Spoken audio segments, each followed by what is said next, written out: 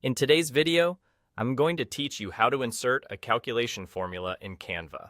By the end, you'll know exactly where to find Canva's equations tool, how to use its typing field and symbol buttons, and how to insert a polished formula into your design. Start by opening the Canva project where you want your formula to appear. Make sure the left sidebar is visible. If it's minimized, hover and expand it so you can see all options. In that sidebar, click on Apps. This is where Canva keeps a library of add-ons that extend what you can do inside your design. In the Apps search bar, type Equations.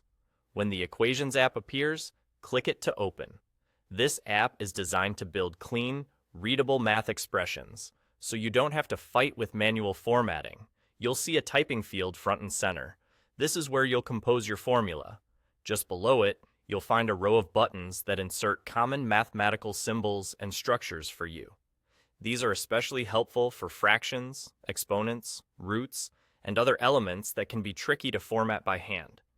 If a button inserts a placeholder, simply click into that placeholder and type your numbers or variables. Above the buttons, you'll notice two tabs, Basic and Advanced. The Basic tab contains everyday symbols, numbers, operators, and simple structures. If you're writing something like 3x plus 5 equals 20, a fraction like a and b, or a power like x dot 2, Basic will cover you. When you need more specialized notation, click the Advanced tab. That's where you'll find expanded options such as square roots, nth roots, integrals, summations, limits, and Greek letters like pi and theta. Explore these as needed to match your exact calculation. Now, try typing your formula in the field. For example, you might build a fraction by clicking the fraction button, filling in the numerator and denominator, then adding an exponent or a root if the expression calls for it.